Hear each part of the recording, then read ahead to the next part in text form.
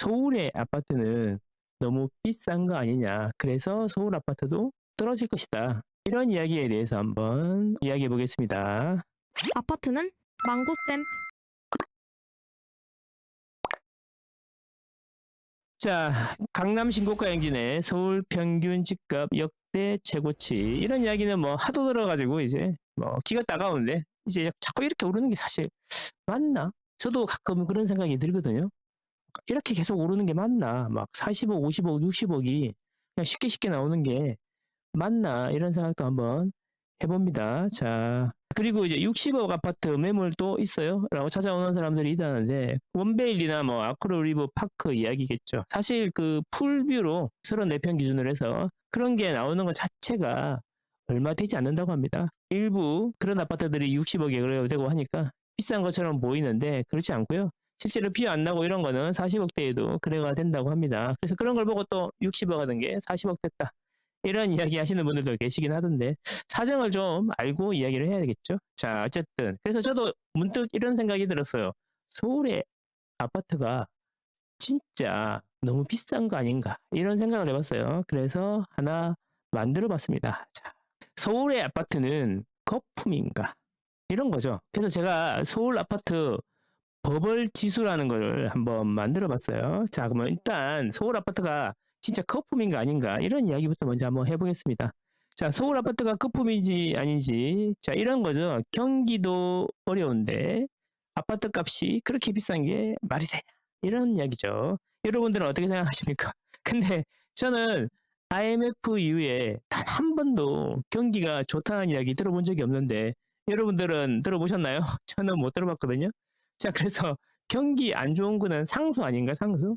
자기가 태어나가지고 그 이제 경기에 대해서 관심을 가지기 시작하는 그 순간부터 시간이 흐르면서 나이가 들잖아요.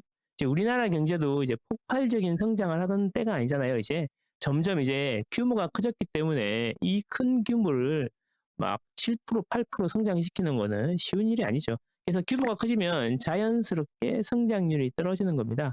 그 이야기는 뭐냐면 우리가 초중고 다닐 때는 5%, 6% 성장률이 나올 수 있지만 시간이 지나면서 나이를 먹으면서 성장한다는 게 규모가 커진다는 이야기니까 성장률이 자연스럽게 떨어지게 돼 있는 거죠.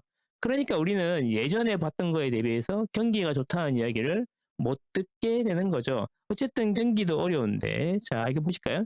이게 2001년부터 경제 성장률을 이렇게 연도별 경제 성장률을 나타낸 건데 보시면 이렇게 전체적으로 오르락 내리락 하긴 하지만 우하향하고 있죠. 자, 경기가 나쁘다는 이야기는 자기 주관적인 거야. 그러니까 물론 수치적으로 낮아지는 거지만 규모가 커지면 자연스러워지는 거고 내가 예전에 어릴 때 들었던 경제 성장률 대비해서 지금 보면 훨씬 낮은 거죠. 그게 구조적으로 그렇게 되는 거죠. 어쨌든 경기도 안 좋은데 집값이 이렇게 비싼 게 맞냐? 그렇죠. 그러면 이런 의문을 가져봤습니다. 경기랑 집값이랑 직접적인 관련이 있나? 이런 생각을 한번 해볼 수 있지 않나요? 그러면 또 이야기죠. 소득 대비 가격. 소득 대비 서울 아파트 가격이 너무 비싸다. 이런 이야기죠. 요거는 이제 KB 국민은행에서 담보대출 받는 사람들 소득 대비 집값을 나타낸 건데 이제 KB국민은행에서 담보대출 받는 사람들의 PIR인 거죠. 이 보시면 아주 긴 기간 동안 2016년 정도까지만 해도 10을 안 넘는 8에서 9 왔다 갔다 했는데 2017년부터 슬슬 오르기 시작하더니 2019년에는 10을 넘어서 자 15 언저리까지 왔다가 지금 다시 11.5까지 떨어지긴 했습니다. 자 평균 대비로 보면 평균이 대략 10 넘어가는 것 같은데 평균 대비로 보면 아직도 높다.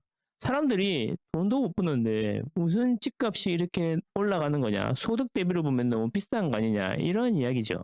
근데 또 이것도 생각해 보면 그런 거죠. 소득이 그렇게 빨리 늘지 않는데 집값이 이렇게 빨리 느는 게 맞냐라는 이야기에서 근데 계속 그렇다면 또 한번 생각해 볼 수 있지 않아요? 우리가 소득으로 집을 사는 것인가? 소득과 집값이 직접적인 관련이 있나? 이런 생각을 또 해보게 됩니다. 물론 장기적으로는 소득이 늘어나야지 집값이 올라가는 게 맞겠죠. 그런데 집을 사는 사람들은 올해 소득으로 사는 게 아니라 그동안 축적돼 있던 소득, 그러니까 자산, 저축하고 불리고 했던 자산으로 집을 사는 거죠. 30억짜리 집을 현금 30억 가지고 덜컥 사는 게 아니라 10억짜리 집을 빚내서 샀다가 열심히 회사 다니면서 돈 모으다 보니까 그 집이 20억, 22억이 되고 거기다가 대출 받고 자기가 가지고 있던 돈 합쳐가지고 30억짜리 집을 사는 거죠. 그래서 이 소득으로 집을 사는 게 아니라 그동안 쌓여있던 자산을 가지고 집을 사는 거다. 물론 주식이나 코인 대박 나신 분들은 처분을 통해서 집을 사시는 분들도 계시죠. 자, 그런 분들도 다시 보면은 자산을 처분해서 집을 사시게 되는 겁니다. 그래서 이 소득 가지고 집값을 또 설명하는 것은 또 아닌 거 아닌가. 그래서 이거를 집값이 비싸다 안 비싸다 이야기를 경기로도 설명이 좀 어렵고 PIR로도 설명이 좀 어렵습니다. 그죠? 자, 그래서 요즘에 또 나오는 게 주택 구입 물량 지수라는 게 또 나옵니다. 주택 구입 물량 지수는 뭐냐면 중위소득 가구가 구입 가능한 주택이 도대체 몇 채나 되는 거냐 이런 걸 나타내는 건데요. 2012년에는 30채가 넘어갔는데 계속 줄어가지고 2021년에는 두세 채밖에 안 되다가 지금 조금 올라서 6.4채까지 갔다. 이거 봐라. 지금 중위소득 사람들이 집을 살 수 있는 게 이렇게 부족한데 이렇게 살 수가 없는데 집값이 너무 높은 거 아니냐 또 이런 이야기 하는 거죠. 그런데 이게 계속 떨어지는 와중에도 집값은 계속 올랐다는 거죠. 자, 그러면 주택 구입 물량 지수, PIR, 경기 이걸 다 봐도 우리가 집값이 이렇게 높은 걸 설명을 못한다 이런 이야기죠. 그럼 뭘로 설명을 해야 될까요? 이런 고민을 해봤습니다. 그렇다면 지금 또 문제되고 있는 게 뭡니까? 거래량 감소죠. 거래량이 지금 떨어지고 있는데 거래량이 떨어진다는 것은 수요가 없는 것인데 왜 집값이 오르고 있는 것이냐? 매물이 늘어나는데도 마찬가지죠. 그래서 또 이 거래량만 가지고도 집값이 오르는 것을 설명하기가 어렵더라. 이런 이야기인 거죠. 10년 평균이 서울 기준으로 매달 5,800건인데 지금 2,000건, 3,000건 가지고 집이 계속 오를 거라고 생각하는 것은 말이 안 된다. 거래량이 줄었다는 것은 수요가 줄었다는 것이고 수요가 줄었다는 것은 집값이 곧 떨어진다는 이야기다. 이런 이야기잖아요. 그런데 제가 10년 평균이 5,800건이다 월이라고 해서 그 밑으로 간다고 반드시 떨어지는 게 아니다라고 말씀드렸습니다. 그러니까 거래량 감소가 바로 집값 하락으로 연결되는 것은 아니더라. 그게 1,000건 정도의 수준까지 내려가야지 집값이 떨어지더라. 이런 이야기인 거죠. 그래서 평균 대비 거래량이 줄어든 것도 집값을 설명하기가 매우 어렵습니다. 매물 증가도 마찬가지죠. 제가 여러 번 설명드렸는데 매물이 계속 증가하고 있지 않냐? 그런데 집값이 왜 오르냐? 이런 이야기인 거죠. 근데 이 매물은 또 생각을 해봐야 되는 게, 자, 매물은 누가 등록하죠? 부동산 소장님들이 등록합니다. 어디에다 등록하죠? 네이버에다 등록하겠죠.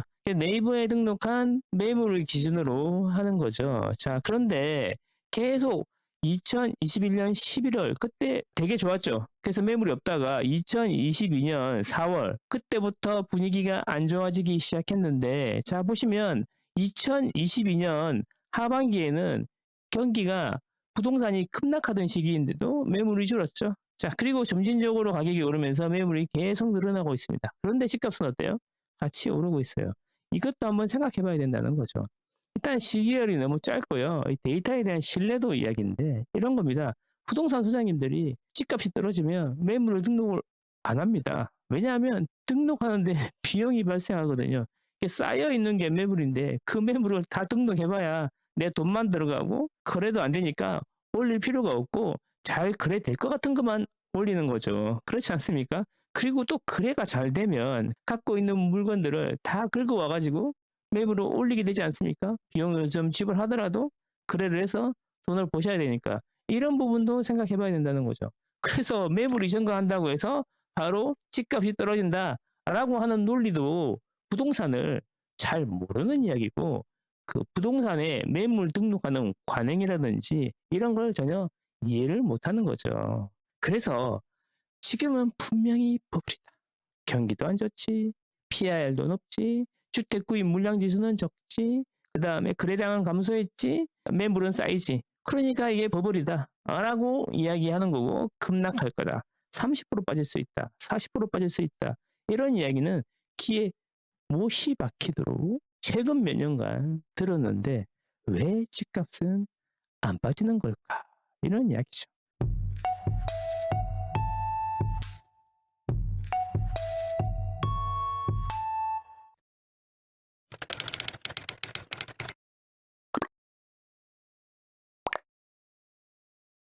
돈하고 가격. 돈이 많아지면 가격이 올라가는 거 아닌가?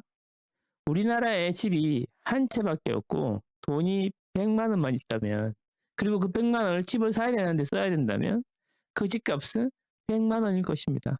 그렇죠?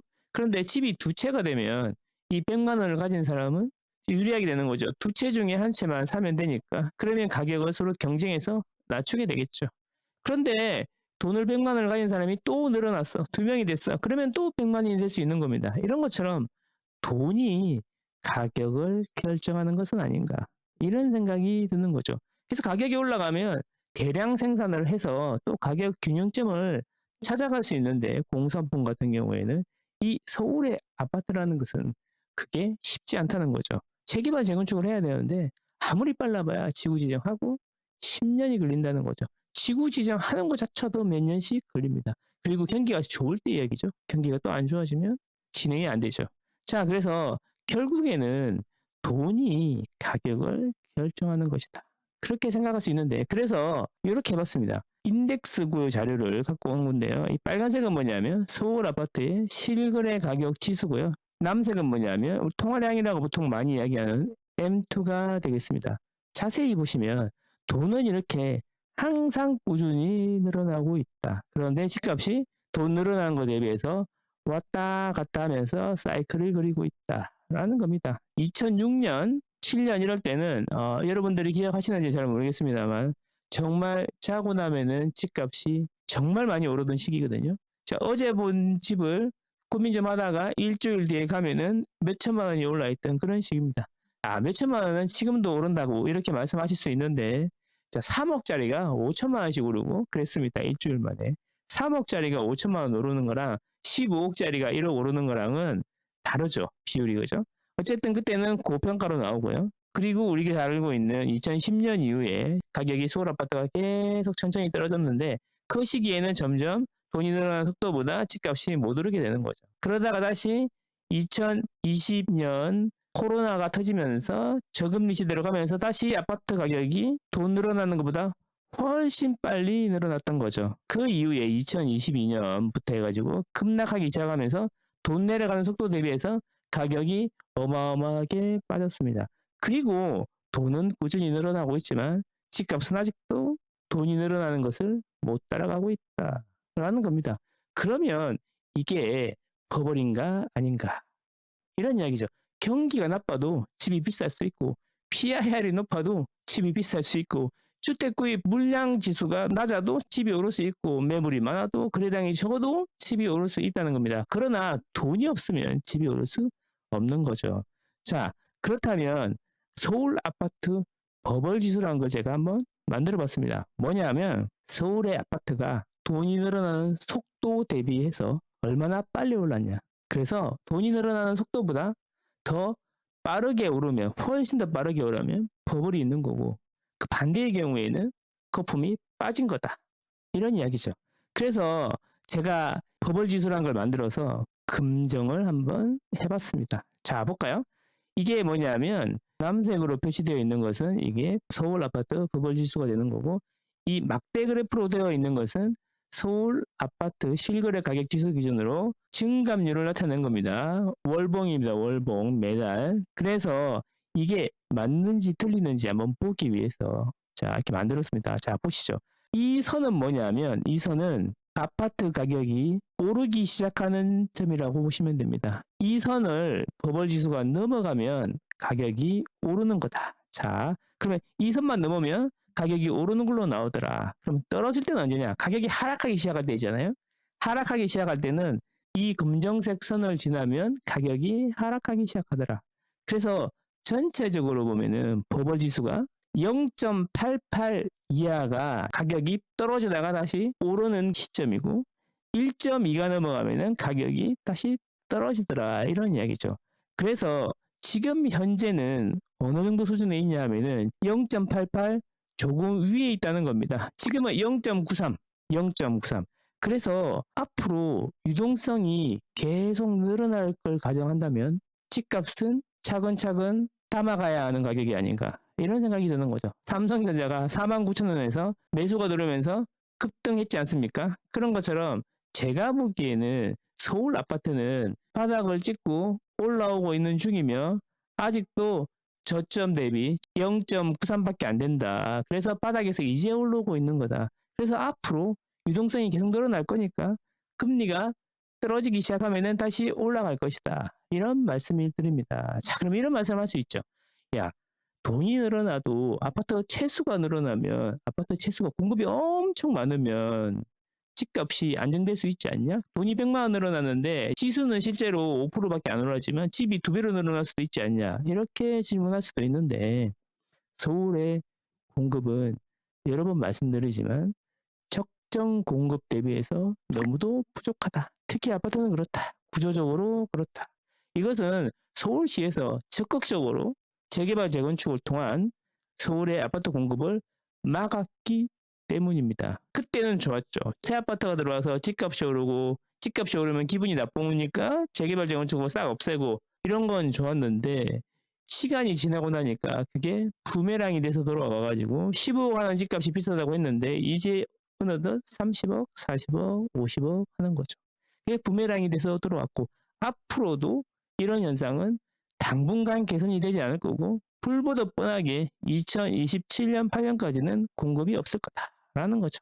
그래서 주택이 크게 늘어나지 않는다 그러면 돈이 늘어나는 속도 대비 저평가되어 있는 서울의 아파트는 계속 사모아가는 게 맞다라는 게 제 의견입니다. 구독, 좋아요, 구독, 좋아요.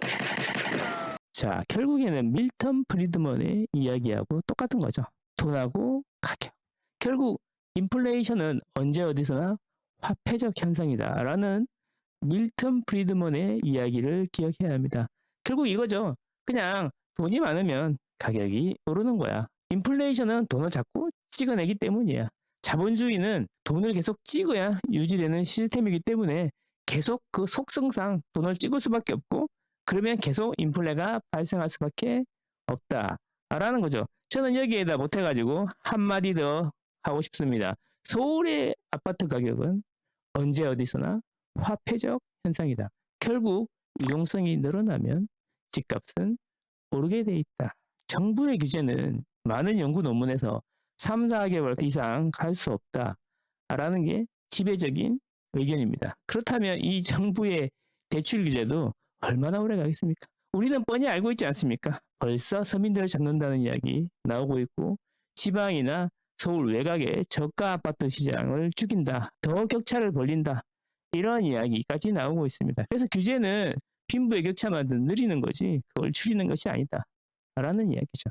그래서 결국 지금은 위기입니까?